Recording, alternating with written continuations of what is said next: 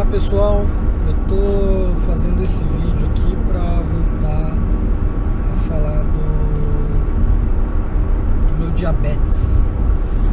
Eu tenho diabetes do tipo 2, eu fiz um vídeo em julho do ano passado, nós estamos em 27 de novembro de 2019. E eu gostaria, já faz um tempo que eu gostaria de compartilhar como está o meu tratamento do diabetes, certo? Eu gostaria de comentar alguns detalhes do meu tratamento que continua como alternativo, beleza? Eu tô dirigindo, tô na pista, não sei se dá para perceber aí, e eu vou tentar bater esse papo aqui descontraído, vamos ver se eu consigo, beleza? O primeiro ponto que eu gostaria de comentar é sobre meu peso. Quando eu comecei o meu tratamento alternativo, comecei não, né? Ao longo dos meses do meu tratamento alternativo, eu cheguei a pesar 52 quilos e atualmente eu tô com 64. Então esse peso que eu estou hoje é o mesmo de quando eu fui diagnosticado com diabetes.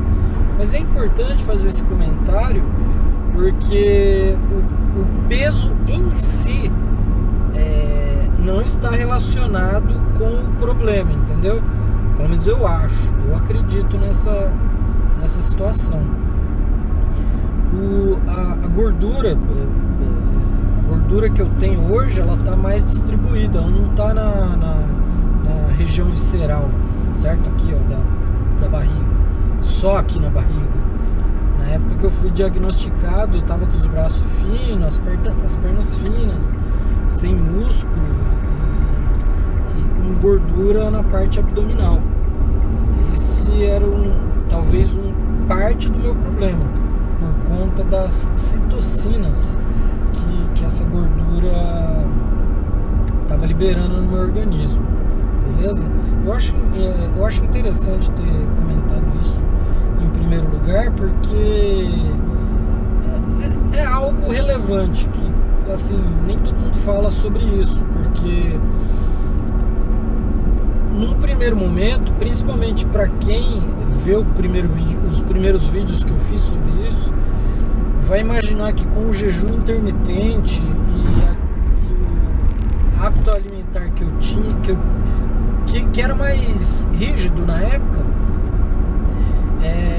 pode acreditar que o peso só cai ou que ele estabilize, e eu acredito que isso não aconteça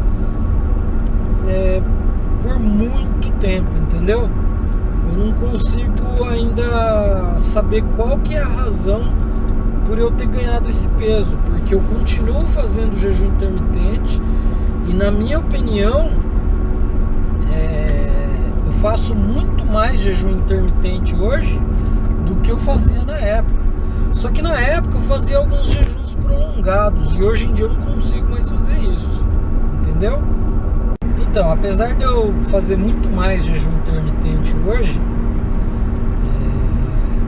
eu já me acostumei com esse estilo, eu consigo ficar várias horas sem comer. E só que neste momento da minha vida, que eu estou resolvendo uma infinidade de problemas, eu estou numa fase diferente da minha vida, eu sou empresário e eu tenho enormes desafios nesse ano, nesses últimos meses, que não me permitem fazer uma dieta restritiva como eu fazia lá no início desse meu tratamento alternativo. E qual é a diferença de lá para cá? Atualmente eu como muito mais porcaria industrializada. Agora, o que é muito mais porcaria industrializada? Isso é a minha opinião, certo? Eu não quero generalizar, uma opinião minha, pode ser até ignorante, se for avaliar com critério. É assim, ó, é requeijão, o que mais? Uma manteiga, eventualmente um bacon, porque o bacon ele é um embutido, ele vai até açúcar se você pesquisar na composição dele. Enfim, eu tenho comido bastante tranqueira. A cada um mês mais ou menos eu como alguma coisa de massa, com farinha de trigo, mas pão ainda é raro, pastel é raro, mas eu tenho muita vontade. Coxinha também é meio raro, mas eventualmente eu como num sábado cedo, uma coxinha assim, nossa, muito bom, com pimenta, lembra bem questão da infância. E todo domingo nos últimos meses eu tenho comido nhoque. Eu não fazia essas coisas antes, certo? A gente passou pelo inverno há pouco, comi muito arroz e feijão, certo? Então eu acredito que o meu ganho de peso se dá por conta da ingestão de carboidrato, que não é tão severo como era lá no início. A restrição de carboidrato não era lá no início. Agora eu tô comendo muito mais carboidrato, certo? Com relação a essa fase que eu tô dizendo aqui, que eu tô comendo muito mais porcarias, eu acho interessante também comentar um outro detalhe. Eu fiz um exame recentemente e eu acreditava que os resultados ficariam medianos para baixo, porque é o que eu estou dizendo para você. Nessa fase da minha vida eu não poderia abrir mão de certas coisas. É uma questão complicada. Você come mal a vida inteira, descobre um hábito alimentar muito melhor, mas ele exige muita disciplina. Ao mesmo tempo que os problemas do cotidiano acabam exigindo também que você tenha uma válvula de escape, comendo coisas que é complicado falar gostosa, porque aí dá a impressão de que o que eu como no meu novo hábito alimentar não é gostoso. Não é isso, mas gostaria que vocês fizessem uma reflexão sobre essa questão, que eu me permito comer muito mais carboidrato hoje em dia, e não tenho aquela restrição que eu tinha no início, porque eu tô mais flexível, vamos chamar assim, mais flexível, entendeu? E aí o que acontece? Eu estava esperando resultados medianos para baixo dos meus exames, e eis que eu fui surpreendido. O triglicerídeos, por exemplo, eu vou colocar de alguma forma aqui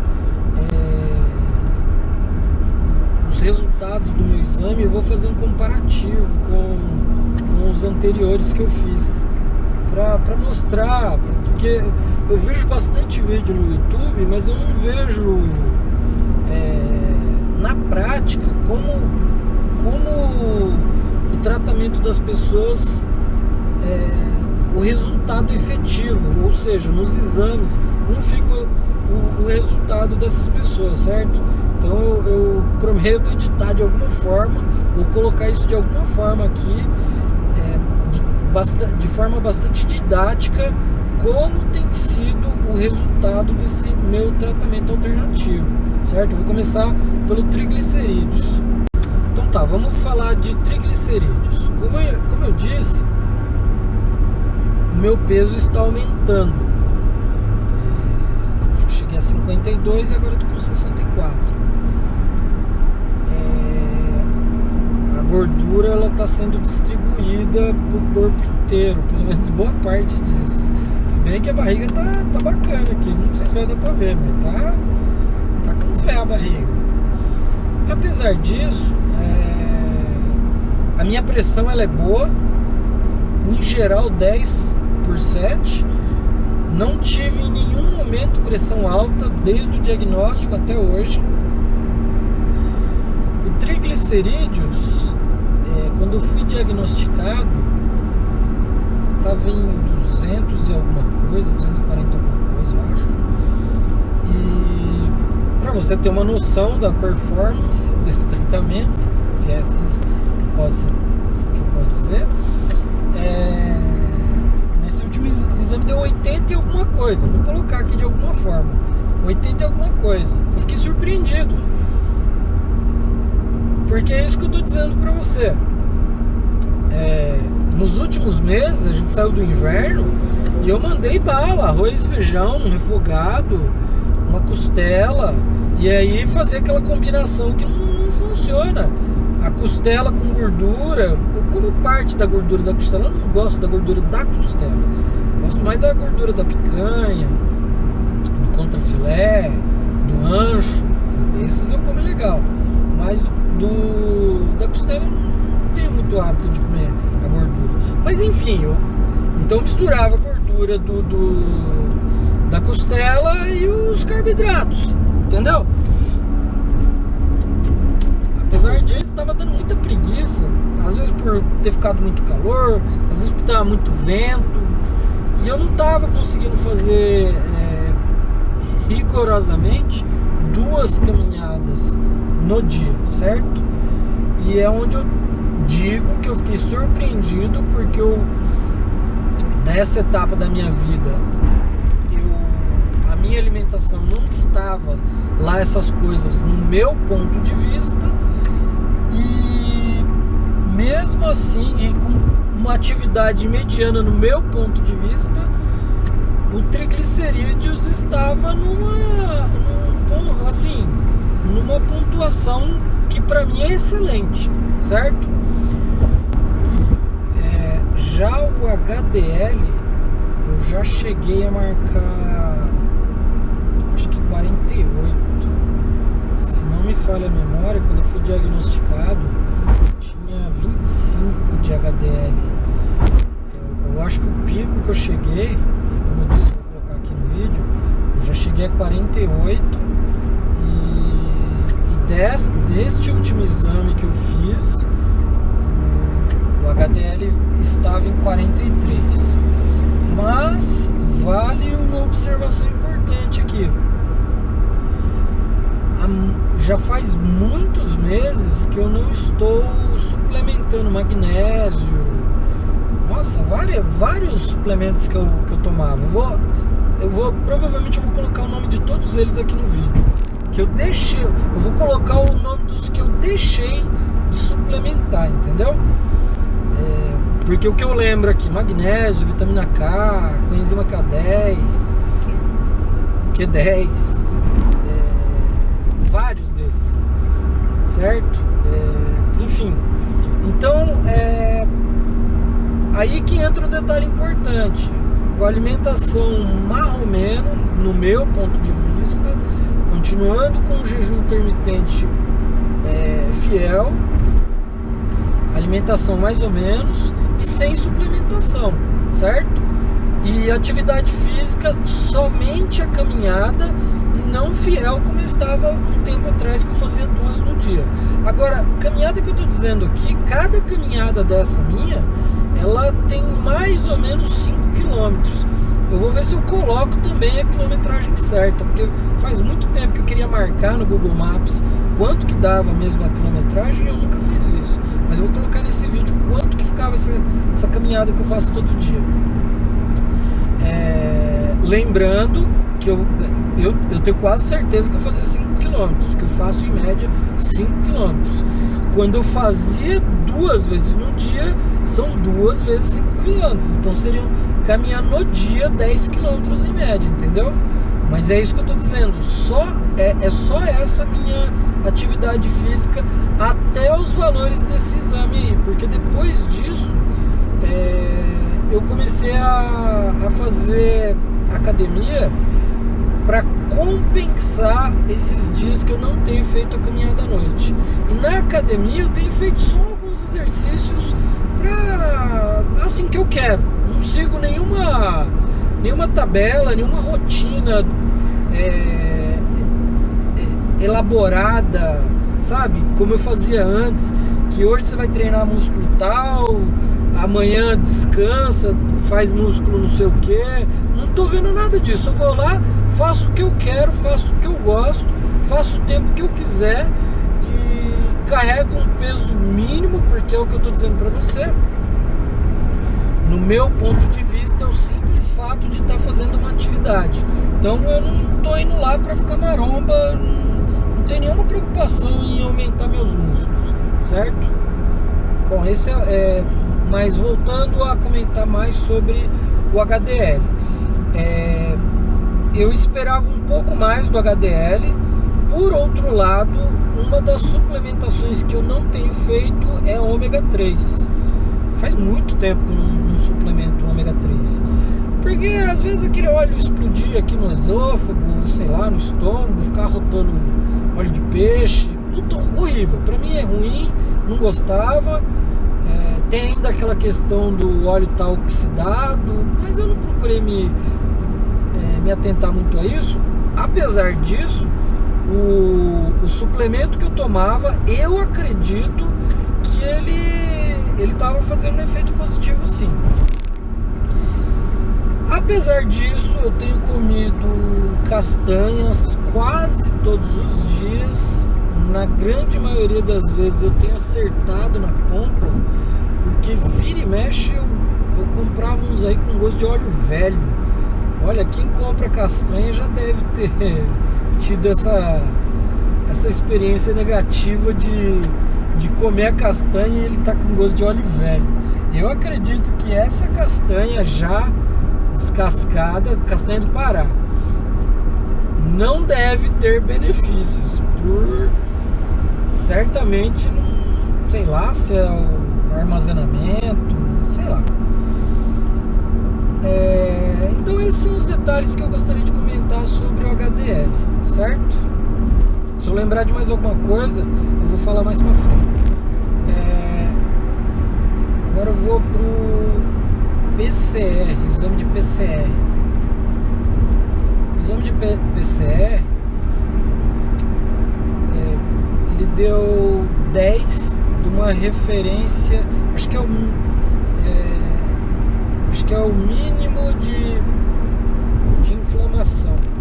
Uma inflamação mínima, mas é inflamação, o ideal seria 0. Só que assim, o diabetes ele é uma inflamação no corpo. E eu acredito que o PCR não deve vir com números bons para quem tem o diabetes, certo? Então ele deu 10 de uma referência máxima, acho que de 30. Eu lembro que antes era ponto 10 de ponto 30, mas se não me engano mudaram aí.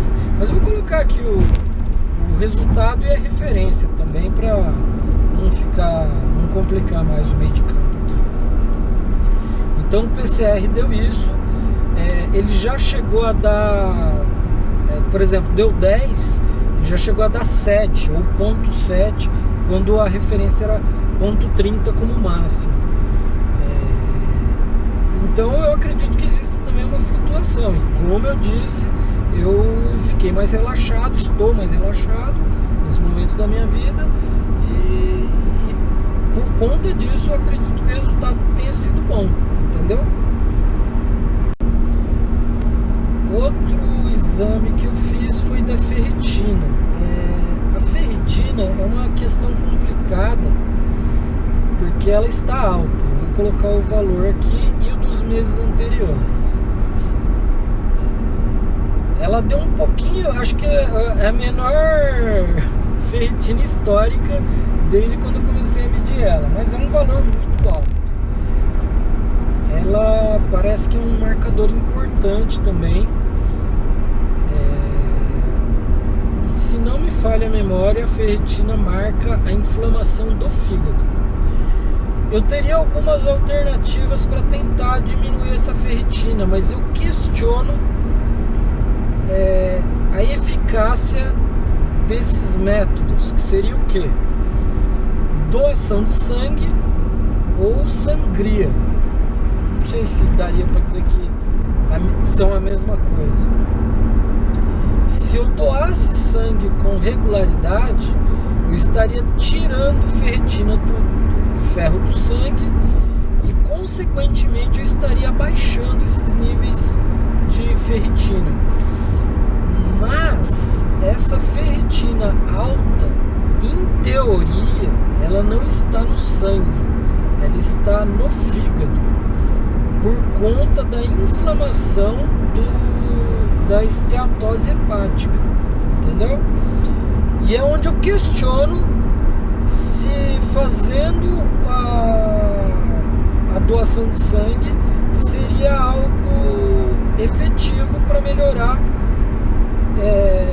essa minha situação, ou se eu não iria simplesmente mascarar a minha inflamação da esteatose hepática. Fica aqui minha dúvida. Se alguém tiver algo interessante para comentar sobre esse detalhe, será de grande ajuda para mim, certo? Se bem que eu já vi alguns médicos sugerindo a fazer esse procedimento, mas é onde eu estou dizendo, eu questiono um pouco se isso realmente é interessante, ou se vai mascarar, certo? Agora eu vou falar do ácido úrico.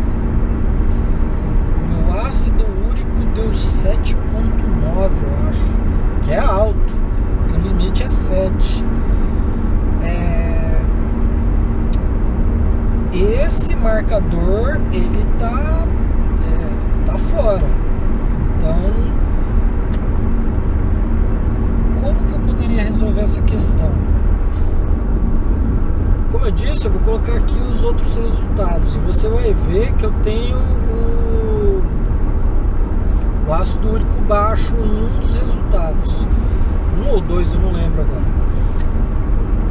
Nessa ocasião eu estava utilizando o allopurinol, ele foi eficiente e eu simplesmente parei de tomar. Então, para diminuir esse ácido úrico, eu vou voltar. Eu já estou, nesse momento, tomando o allopurinol. Então, o ácido úrico deve melhorar. E aí a questão do ácido úrico tem duas coisas aqui.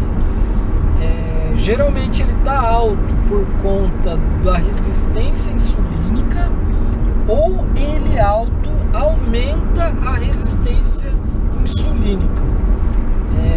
Se eu não me engano, ninguém sabe exatamente quem é o culpado aí, entendeu? Mas eu identifiquei esse problema nesse último exame e já estou tomando essa atitude para resolver isso aí, certo? Com isso, eu espero garantir que a minha resistência insulínica fique em níveis aceitáveis, certo? Então esse ponto aqui é facinho, tranquilo de resolver, e eu já vou emendar aqui o resultado da minha resistência insulínica. É o exame de, não sei se é OMA ou ROMA-IR, certo? É com H que escreve. Como que tá a resistência insulínica? Eu não lembro os valores e as referências agora. Talvez eu faça uma emenda nesse vídeo que eu estou fazendo para falar mais sobre isso, porque é um exame que eu acho muito interessante e eu vejo pouca gente comentando desse exame aí. Apesar de eu fazer esse exame, eu não faço o exame de insulina em jejum, nunca fiz, certo? Não sei se ele é relevante, mas esse da resistência insulínica, ele tem um histórico da minha resistência insulínica. Então eu acho que ele é mais efetivo, entendeu? Eu lembro que ele deu 1,80 alguma coisa. E o limite para uma resistência insulínica tolerável ou é 1,94 ou 2 alguma coisa, eu não me recordo agora. Mas eu me recordo que ele deu muito bom. Eu acho que ele é muito importante e deveria ser... Ele é relevante, bem relevante.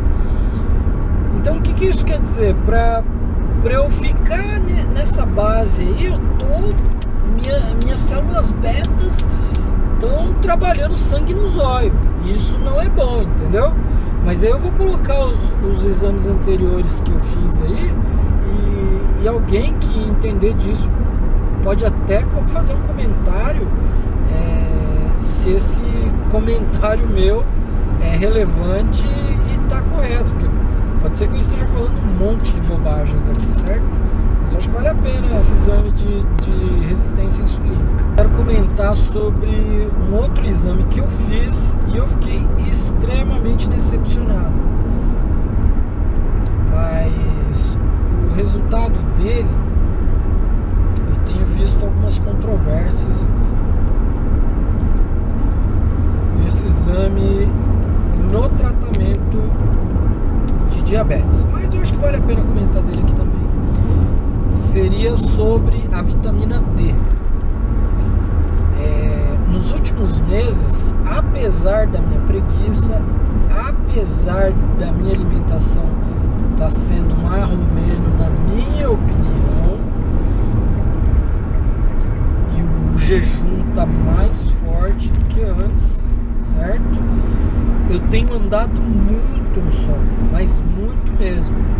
E das 10 às 15 horas mais ou menos. Então eu tenho... E eu digo assim, ó. Como muitas vezes eu tenho ficado com preguiça de andar à noite, às vezes já durante o dia eu sei que eu vou ficar com preguiça de andar à noite, eu procurava cumprir com a minha meta de ter disciplina para fazer essa caminhada durante o dia, porque é o que eu digo, a única atividade que eu faço é essa, certo? Então eu não posso parar de cumprir com essa meio que obrigação, é o mínimo. É muito simples, é muito fácil, certo? Coloca um fone de ouvido, vai ouvindo música, ou vou ouvindo webinar, palestras. É muito ridículo, é muito fácil, entendeu? E eu andei muito, andei bastante, cumpri com as minhas metas. E quando chegou no resultado da vitamina D, que inclusive é um exame muito caro, certo? Eu fui surpreendido com valores baixíssimos, que eu não me recordo da nomenclatura dele, mas deu 24. Vou colocar aí agora 24, sendo que quando eu fui diagnosticado com diabetes eu estava com 18. E volto a dizer, eu andei muito no sol. São em média 5 km por dia, pelo menos 1h30 andando no sol, sem camisa, só com uma bermuda semelhante a essa, não sei se dá pra ver aqui. E foi muito frustrante ter visto esse resultado. Por outro lado, eu posso estar querendo arrumar uma desculpa aqui pra minha ineficiência de absorção na vitamina D. Pode ser que a minha absorção natural esteja prejudicada. Afinal, eu sou negro, mas é o que eu estou dizendo, eu não tomo 15, 20 minutos de sol. Eu estou falando aqui de 1h30, certo? Me submetendo a pegar algum câncer de pele, todo mundo fala sobre isso. Mas a minha pele não arde não, tá? Eu já coloco aqui. E não coloco nenhum tipo de como é o nome do negócio de sol aí, que esqueci? Protetor solar, não coloco nenhum tipo de protetor solar. Enfim, então, complementando sobre a vitamina D, eu tenho minhas dúvidas se o exame é efetivo, se tem reflexo com a realidade, ou se a minha absorção ela é deficiente, absorção, produção é deficiente e de fato eu preciso de uma suplementação. Eu estou colocando os resultados aqui, vocês vão ver que eu cheguei em valores superiores à referência e, na minha opinião, era para estar em 200 e alguma coisa, e eu fui surpreendido aí com esse valor muito baixo, certo? Bom, na dúvida eu voltei a suplementar. Comprei a mesma suplementação que eu utilizava antes, já estou usando faz umas 2 semanas e eu tenho que admitir, o meu sono voltou a melhorar, porque eu não estava com um sono tão bacana como eu estava antes. Então pode ser que tenha algum reflexo, que esse resultado do exame tenha reflexo sim na condição real da saúde, certo? Então eu acho que esses são os detalhes de vitamina D que eu queria falar. Eu acredito que não esqueci de mais nada. Como eu disse, eu vou colocar os valores aqui embaixo, ou vou fazer uma intervenção, uma emenda nesse vídeo falando sobre isso. Mas assim, eu admito que a suplementação parece ter trazido benefício por questão do sono, porque é isso que eu tenho visto. Agora, pode ser que a questão do sono esteja melhorando por conta do ácido úrico também, que está diminuindo. Não sei dizer, entendeu? Porque eu tô fazendo, são várias ações. Quando eu peguei o exame, eu vi os detalhes que faltavam, que deveriam ser melhorados, e tomei uma atitude com todos eles. Então, tô fazendo academia bem sem compromisso, apesar que eu ir praticamente todos os dias. Faço 20 minutos de bicicleta, deixo uma carga legal, não é pra... não fico cansadão, mas transpiro bastante. Faço uns exercícios, pego uns pesos para as costas e para o peito também. Basicamente isso. Não fico mexendo muito mais que isso na academia. Tô tomando alopurinol, tô tomando suplemento de vitamina D. Continuo com a minha suplementação Nossa, eu sempre esqueço. Peraí que eu vou lembrar o nome e já falo. Lembrei, o vanádio. Esse vanádio eu continuo, apesar de eu não estar suplementando junto do magnésio, eu continuo tomando vanádio. Eu parei um bom período de tomar ele e voltei a tomar recentemente. Como eu disse, mas eu voltei a tomar antes desse exame que eu fiz por último agora. E como eu disse, o vanádio, ele era o responsável por eu ter ótimas noites de sono. Vanádio junto com magnésio. E chegou uma época que ele já não estava mais fazendo o efeito tão bom quanto era antes. E é onde eu havia até dito, eu havia dito que, para mim, na minha opinião, o vanádio ele é um ótimo suplemento, mas o efeito, para mim, na minha opinião, é como se fosse uma droga, porque a imersão no sono era uma coisa, para mim, surreal. Eu dormia, por exemplo, 5 horas, mas eu tinha uma sensação de noite reparadora muito grande, que eu nem me recordo de ter tido essa experiência em outras etapas da minha vida.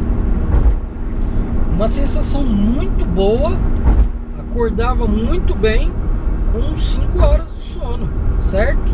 Acordava bem disposto, cheio de energia, sonhava muito, mas muito mesmo, certo? E então era uma noite bastante reparadora, para mim era muito bom. Só que esse efeito foi diminuindo ao longo dos meses, e aí eu parei de tomar um período e voltei a tomar depois, até porque vinha 90 cápsulas no frasco, e eu não ia ficar com ele parado lá, né?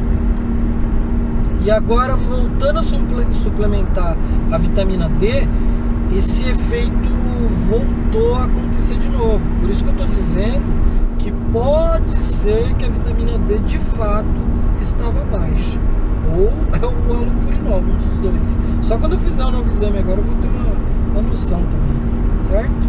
Mas eu queria ter feito esse comentário porque eu acho que ele é bastante relevante. Isso também é um parâmetro que eu uso para falar assim: não, filho, você quis tomar cerveja no final de semana, você quis comer carboidrato, seja coxinha, seja pizza, seja qualquer outra coisa que lhe foi conveniente.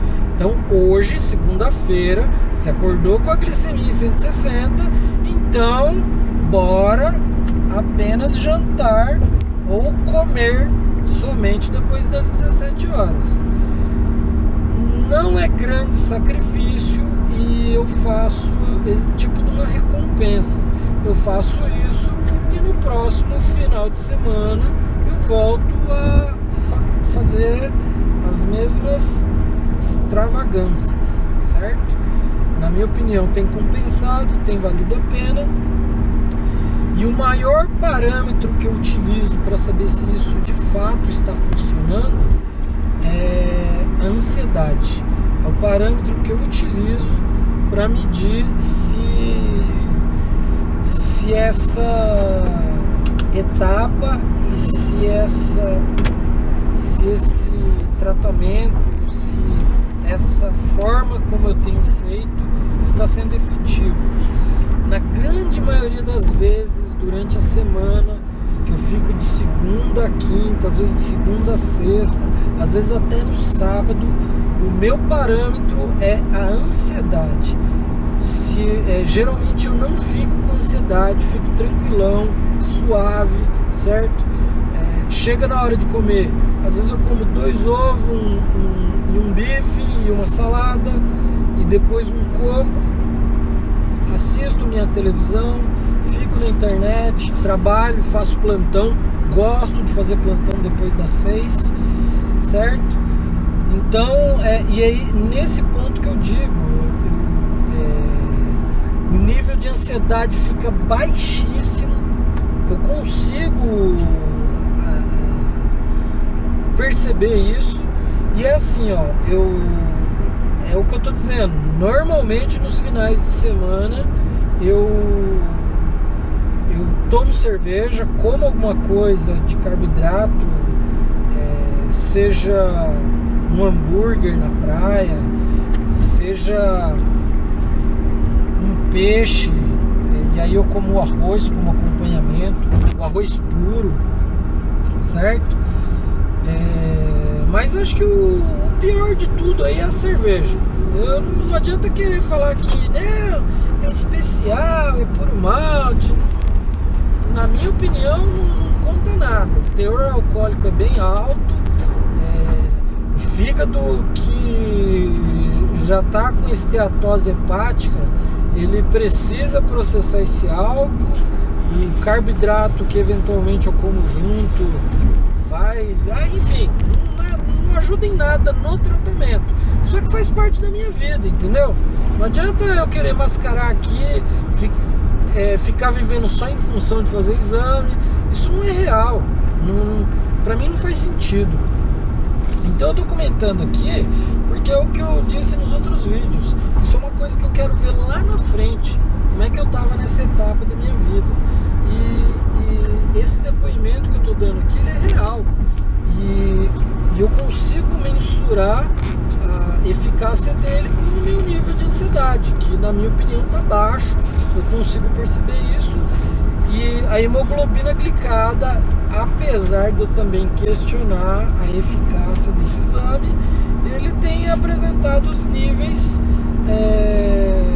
bons, que é o que eu estou dizendo, 5.7. 5.7 é pré-diabetes.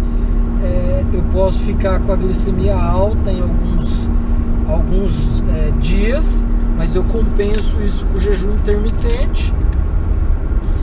E fazendo essa compensação, eu acredito, e com esses resultados do exame, que eu vou colocar até todos os valores desse último exame, é possível afirmar que esses valores estão muito bons. Eu pretendo até colocar aqui de quando eu fui diagnosticado com diabetes e o último exame, certo? Para mostrar como está a minha situação agora.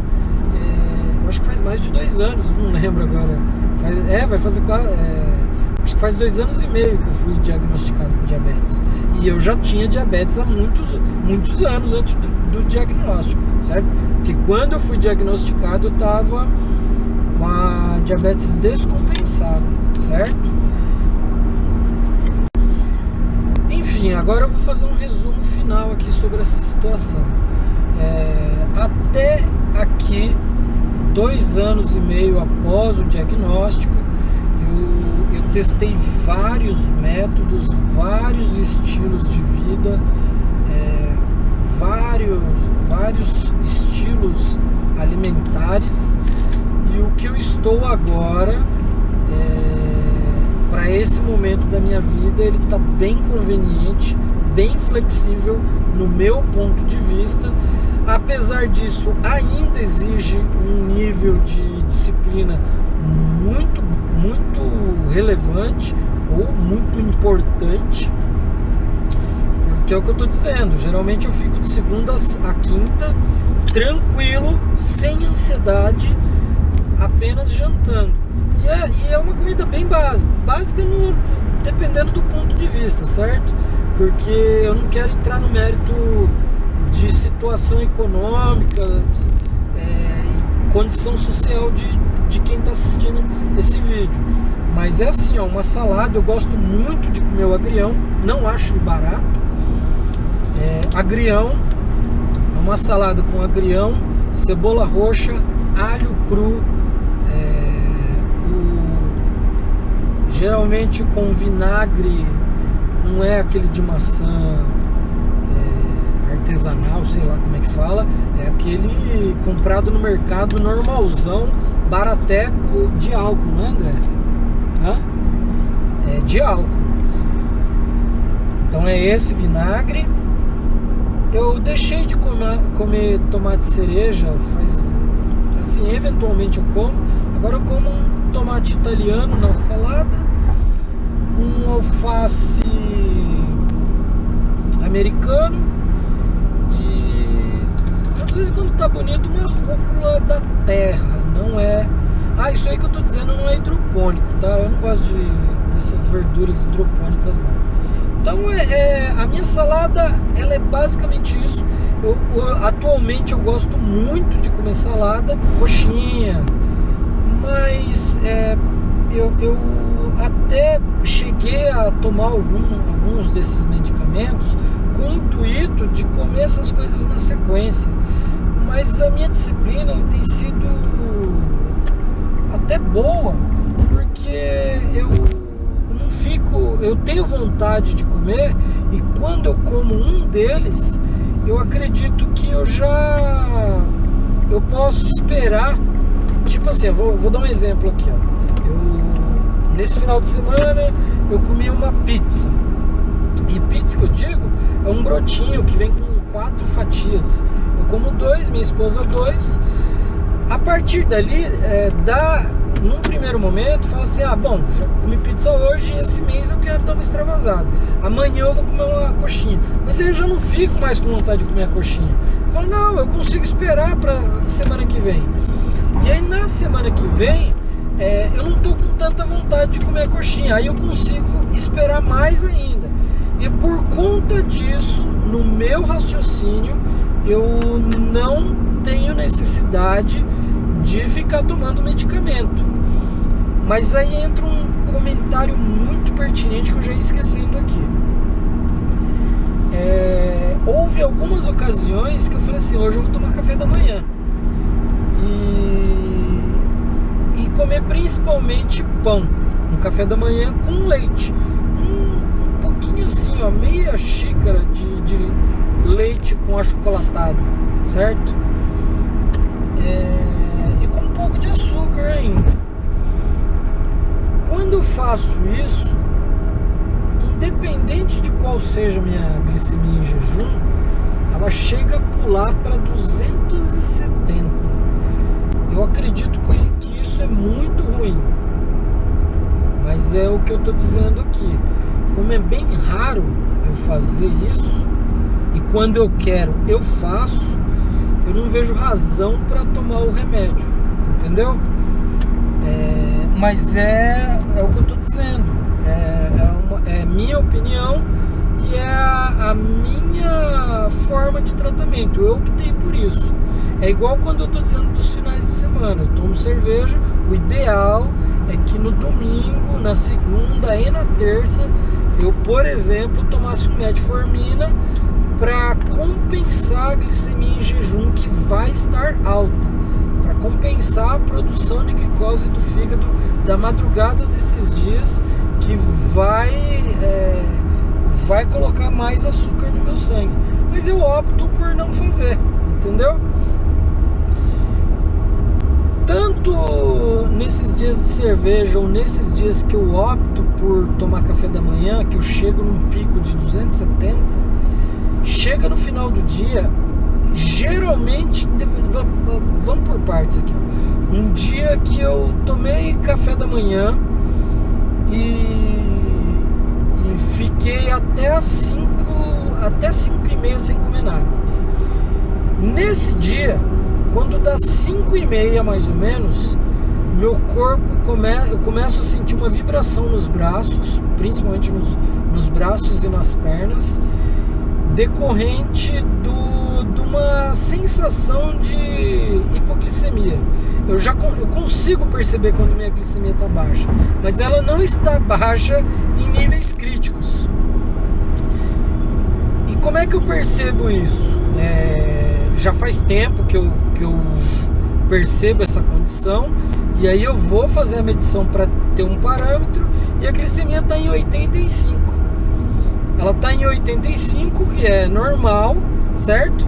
Mas por conta de um corpo que ficou exagerado, ele meio que... A impressão que eu tenho é que é semelhante a um parâmetro que, se não me engano, esqueci o nome do aparelho lá, o Libre. Esqueci o nome do aparelho, é o Libre.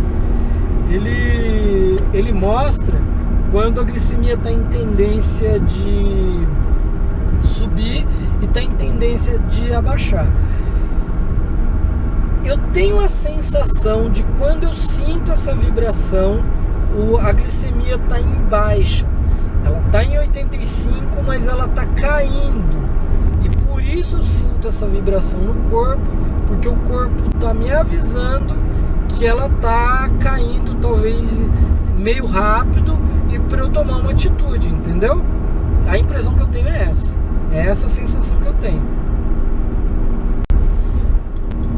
Já quando eu tenho essas extravagâncias com cerveja no final de semana, tal, acordo com a glicemia em 160, por exemplo, mas não tomo café da manhã, independente da atividade que eu faço durante o dia, eu chego no final no final da tarde, entre 5 e 5h30, com 100, 110 de glicemia. Eu acho bastante razoável, porque é o que eu digo para vocês aqui. As minhas atividades geralmente é uma caminhada durante o dia, e se eu não faço isso, geralmente eu fico o dia inteiro trabalhando, certo? E para chegar no final da tarde com 110, eu aceito isso, eu acho aceitável, entendeu? Acho conveniente falar também que quando eu não como carboidrato, quando eu restringo o consumo do carboidrato, meu nível de atenção fica melhor, a minha concentração fica maior. Eu não sei, eu tenho a impressão que eu fico mais esperto, entendeu? Parece aquele filme Sem Limites. Meu cérebro dá uma turbinada quando a minha ingestão de carboidrato tá mais baixa. Quando eu consumo mais carboidratos, já meus níveis de energia,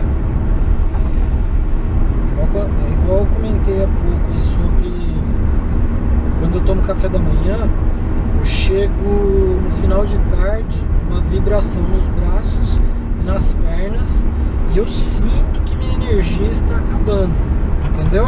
Já quando eu fico em jejum até essa hora, eu tenho muito mais disposição, muito mais energia, o que eu não consigo fazer hoje em dia, e gostaria era de dar umas pedaladas na refeição, mas hoje em dia eu não consigo fazer um jejum prolongado, ficar um dia sem comer. Eu já cheguei a ficar 3 dias sem comer. Hoje em dia eu não consigo fazer isso, gostaria, mas eu não consigo. Apesar disso, eu consigo jantar e depois só jantar no dia seguinte com total tranquilidade. Para mim é bastante tranquilo e o nível de energia é bom, é aceitável. No meu estilo de vida, eu não carrego caminhão de cimento, eu trabalho no computador. O maior esforço que eu faço é fazer essas caminhadas durante o sol em jejum. Pra mim é tranquilão, sossegado, não tenho problema nenhum em fazer isso. E não me sinto fraco, não me dá tontura. Meu corpo já está acostumado a essa rotina, entendeu? Voltando a falar sobre alimentação, durante a semana eu como proteína animal, bife, ovo, na grande maioria das vezes uma salada, sempre que eu quero um arroz e feijão, um refogado e uma mistura. E eu tenho percebido que quando eu como salada, a mesma quantidade de salada que eu como quando eu como só mistura, com arroz e feijão, a impressão que eu tenho é que é muito, certo? Principalmente a ingestão de carboidrato. A minha glicemia em jejum, como eu estou dizendo, a minha hemoglobina glicada nesse último exame deu 5,7, mas a minha glicemia em jejum, ela não tem ficado próximo dos 100, não. Ela tem ficado 128, 130, não tem ficado legal, não.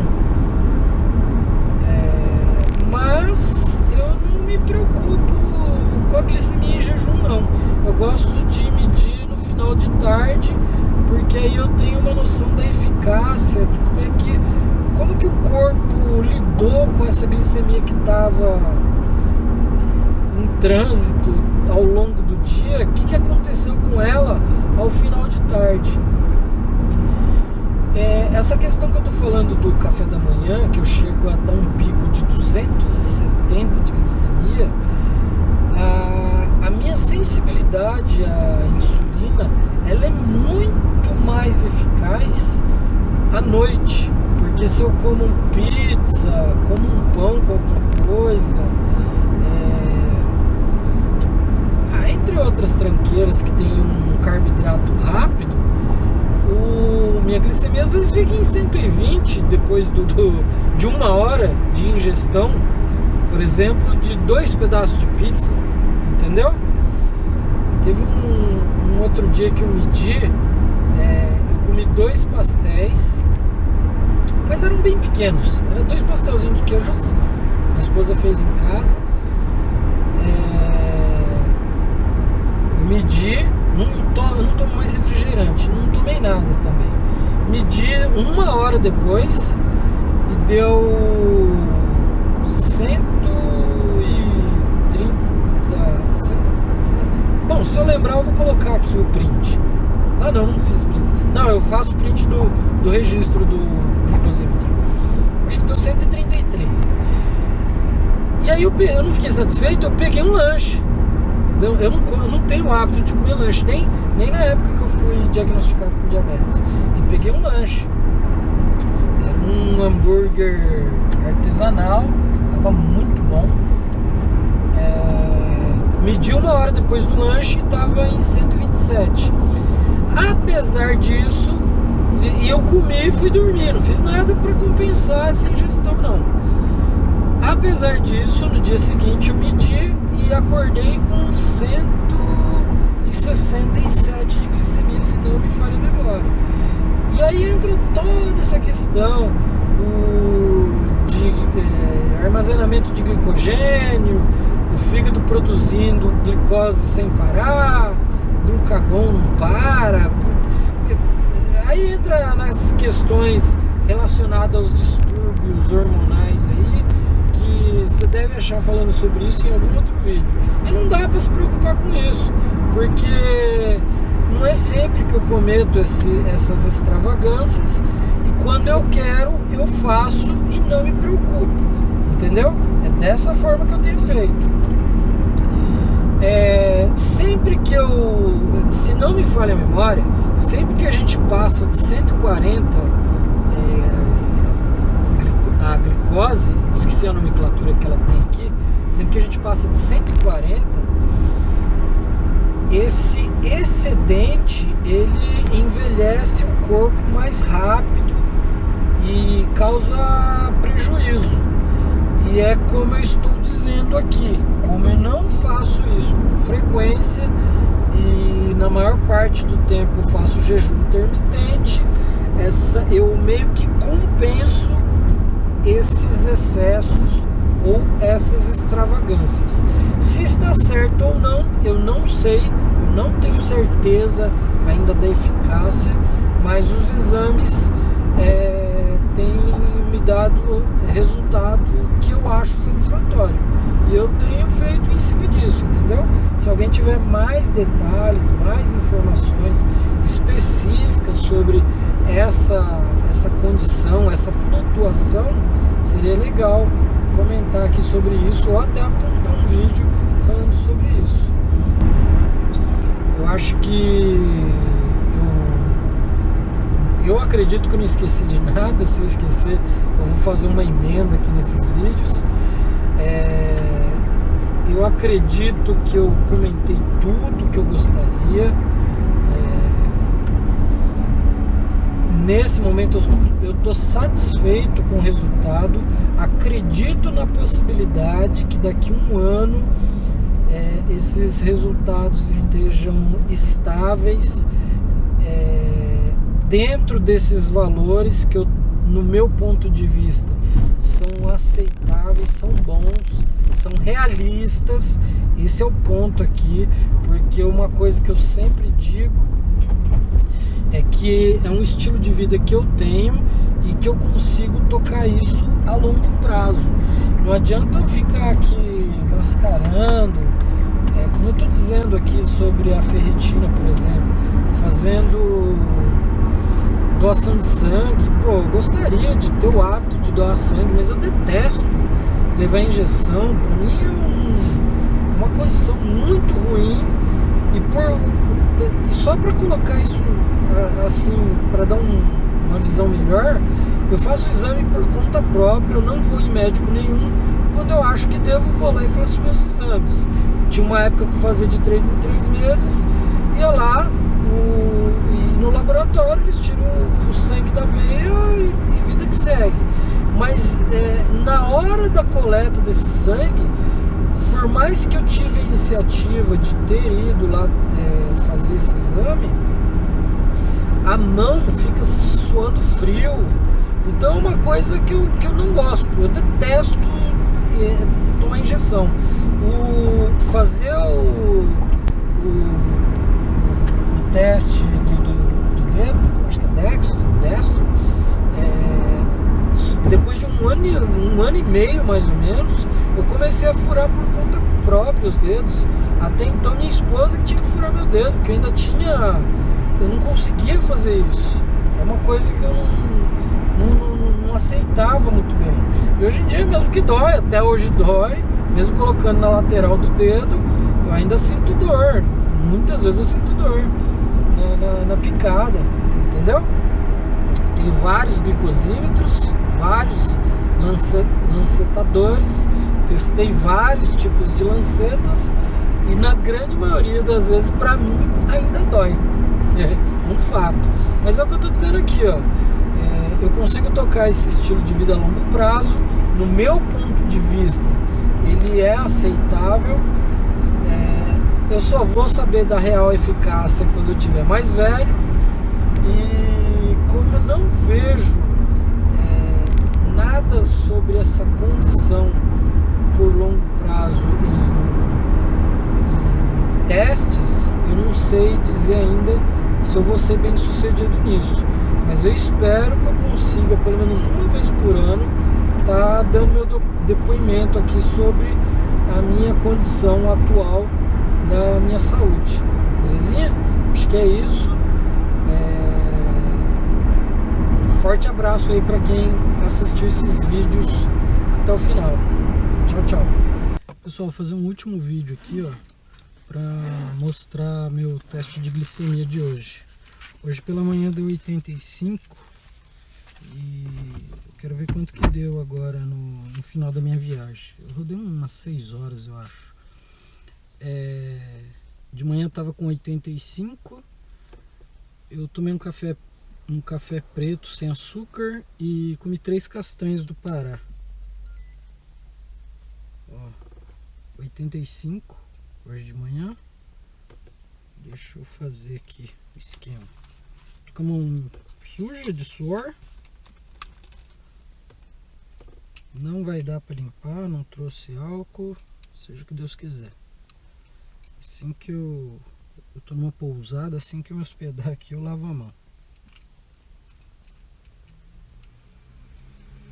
Já coloquei a lanceta no lancetador.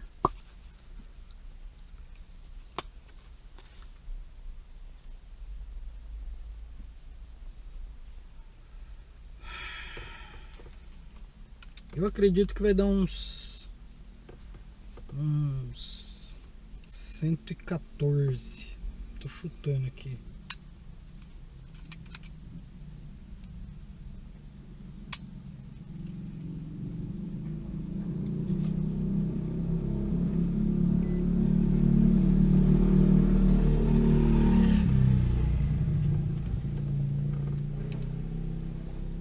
Vamos ver quanto deu. 97. 97. Belezinha? É isso aí. Valeu.